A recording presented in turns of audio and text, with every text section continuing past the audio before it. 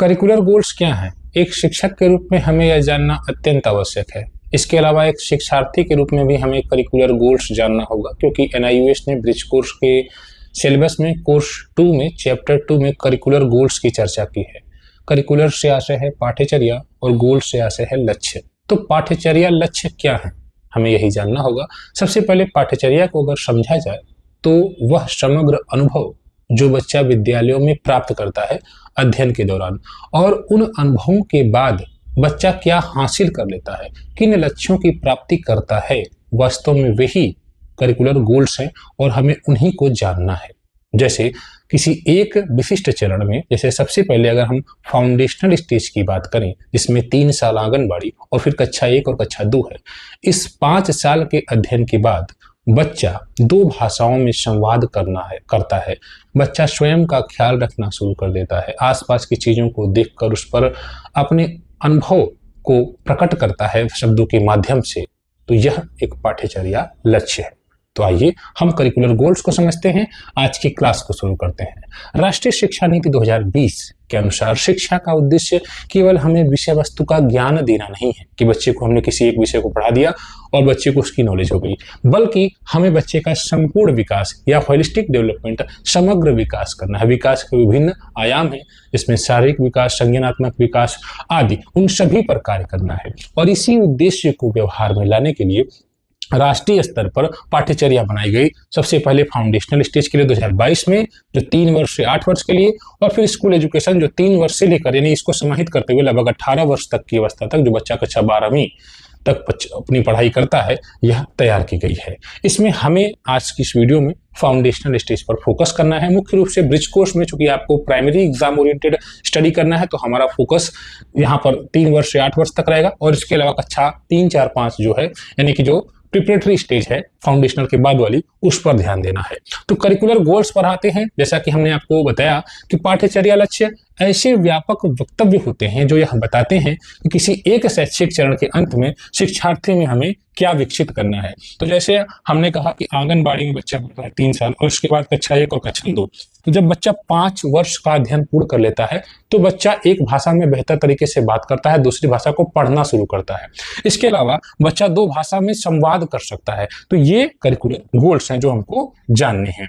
अब इसकी प्रमुख विशेषताएं देखिएगा, ये राष्ट्रीय शिक्षा नीति 2020 के शैक्षिक उद्देश्यों से ही निकलते हैं। यानी राष्ट्रीय शिक्षा नीति का जो उद्देश्य था उसी को क्रियान्वित करने के लिए, जमीन पर उतारने के लिए राष्ट्रीय स्तर पर पाठ्यचर्या की रूपरेखा तैयार की गई 22 में और 23 में, और उसी को ध्यान में रखते हुए हमारे पाठ्यचर्या लक्ष्य बनाए गए हैं। ये चरण विशिष्ट होते हैं, जैसा कि आपको बताया गया कि फाउंडेशनल स्टेज के लिए अलग हैं, फिर प्रिपरेटरी के लिए अलग हो जाते हैं। उसी प्रकार से पाठ्यचर्या विकास और क्रियान्वयन को दिशा देते हैं। ठीक है, किस प्रकार से हमें पाठ्यचर्या अपनानी है और किस प्रकार से उसको क्रियान्वित करना है। ठीक है, जैसे अगर हमें 2 भाषा का बच्चे के अंदर विकास करता है, 2 भाषा में बच्चा संप्रेषण की क्षमता विकसित करे, तो उसको ध्यान में रखते हुए हम क्या करें, किस प्रकार से कार्य करें कि बच्चे 2 भाषा में बातचीत करने का उनके अंदर कौशल हो। इसके अलावा एनसीएफ द्वारा यह निर्धारित किए जाते हैं। ये तो आप जानते ही हैं कि ये सब कुछ एनसीएफ के द्वारा ही तैयार किया गया है। एनईपी को ध्यान में रख के एनसीएफ तैयार किया गया।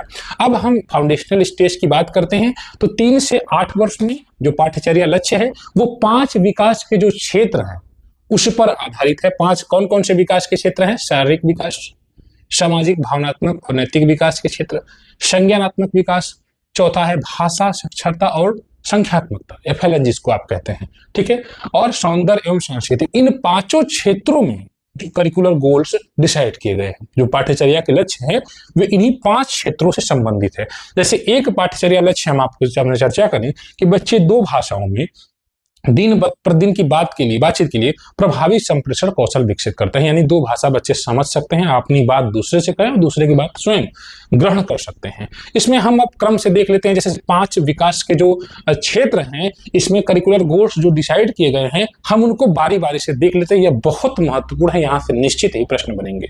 तो शारीरिक विकास देखिए, और इसके लिए आपको फिर अलग से कुछ और पढ़ने की जरूरत नहीं पड़ेगी। जो करिकुलर गोल्स आप देख रहे हैं, इसी पर आपका सब कुछ कवर हो जाएगा। जैसा हमने कहा कि विकास के 5 क्षेत्र हैं, 5 आयाम हैं, उन 5 में हमें करिकुलर गोल्स डिसाइड किए गए हैं।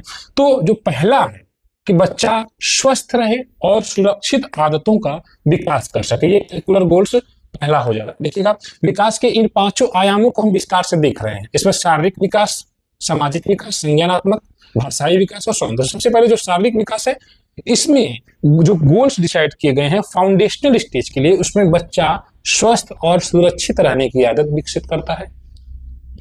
बच्चा इंद्रियों यानी देखने, सुनने, छूने आदि की तीक्ष्णता बढ़े।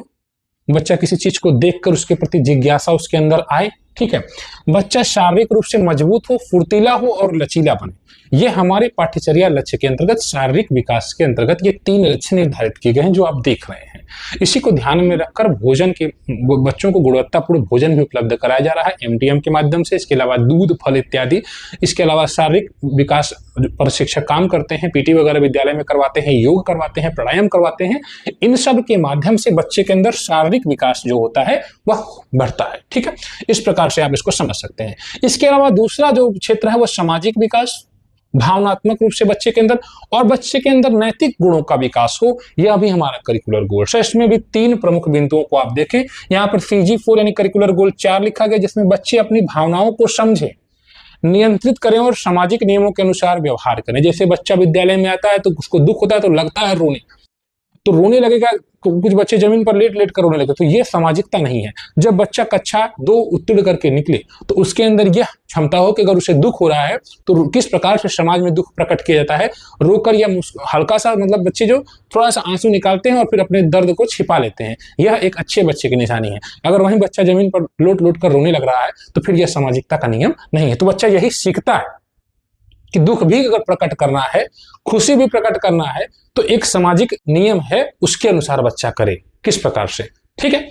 और बच्चों में मेहनत, काम और सेवा के प्रति सकारात्मक दृष्टिकोण भी बने, यह भी आपका जो है नैतिक विकास है, भावनात्मक विकास है। बच्चों में प्रकृति और पर्यावरण के प्रति प्रेम और जिम्मेदारी विकसित हो, यानी कक्षा 2 के बाद बच्चा यह जाने कि हमें पौधों को भी बचाना है, क्योंकि पौधे हमारे लिए आवश्यक हैं। पौधे हमें फल, फूल, छाया आदि देते हैं। तो इस प्रकार से यह आपका सामाजिक और भावनात्मक विकास, नैतिक विकास आपने देखा।